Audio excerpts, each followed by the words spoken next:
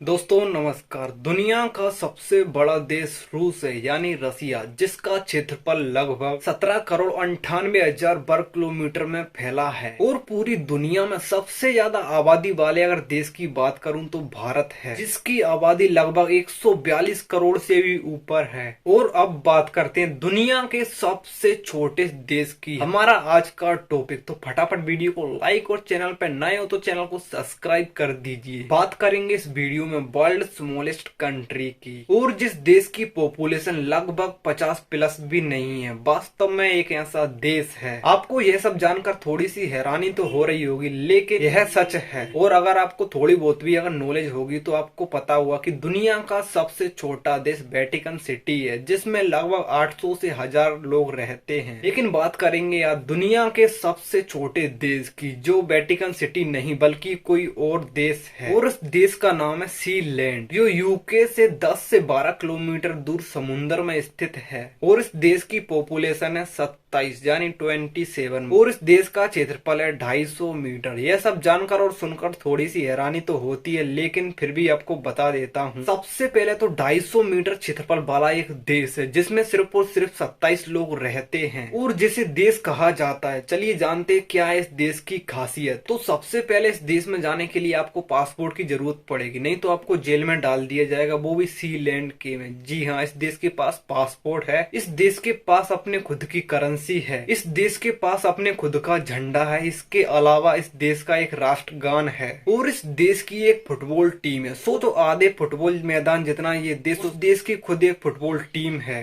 तो इससे आप लोग समझ ही गए होंगे झंडा और राष्ट्रगान जहाँ काम आता होगा। और चलिए अब जानते हैं इस देश का निर्माण कैसे हुआ। इंग्लैंड के सपोल्क समुद्री तट से 10 किलोमीटर दूर स्थित है ये सीलैंड नाम का देश, और यह देश खंडर रोचों के एक किले पर स्थित है। इसे देखकर ऐसा लगता है जैसे किसी दो खंभों पर या दो पिलरों पर टिका हुआ है। और इस देश को ब्रिटेन ने वर्ल्ड वॉर 2 के दौरान बनाया था और बाद में खाली कर दिया गया था। वैसे हाल ही में यह एक देश है जिसे अंतर्राष्ट्रीय मान्यता तो नहीं मिली, इसलिए इस देश को माइक्रोनेशन भी कहा जाता है। सीलैंड का क्षेत्रफल 250 मीटर है, यानी 1 किलोमीटर का 1/4 हिस्सा। और खंडर रोचों के इस किले को रब फोर्ट के भी नाम से जाना जाता है। वैसे तो सीलैंड पर अलग अलग लोगों का कब्जा रहा है, हालांकि अक्टूबर 2012 में रॉय बेट्स नाम के एक शख्स ने यहाँ का प्रिंस घोषित किया। बाद में उनकी मौत हो गई, और मौत के बाद उनके बेटे माइकल का राज है। सीलैंड में आजीविका का कोई साधन नहीं है, और 2011 में यहाँ की आबादी मात्र 27 दर्ज की गई थी। इस कारण इस छोटे से देश में आजीविका का कोई साधन नहीं है। बाद में जब लोगों को मालूम चला इस देश के बारे में, लोगों ने इसमें डोनेशन दिया, इससे इन लोगों को खूब मदद मिली, जिसके बाद में आज के टाइम पर जहाँ पर टूरिज्म के लिए एक अच्छी लोकेशन बनी है, और टूरिस्ट लोग जहाँ पर घूमने के लिए पहुँचते हैं। और अब जानते हैं इसके बारे में कुछ और खास और इम्पोर्टेंट बातें। और चलिए अब चलते हैं थोड़ी गहराई में। दूसरे विश्व युद्ध 1943 में ब्रिटेन सेना ने जर्मन सेना से बचने के लिए इस किले को बनाया था, और युद्ध के बाद रॉयल नेवी ने इसे खाली कर दिया था। कानूनी स्थिति कमजोर होने के बावजूद भी बेट्स ने सीलैंड को अपना संविधान, लाल सफेद और काला झंडा, पासपोर्ट और टिकट, सिक्के, राष्ट्रगान और एक आदर्श वाक्य ई मारे लिबर्टार समुद्र से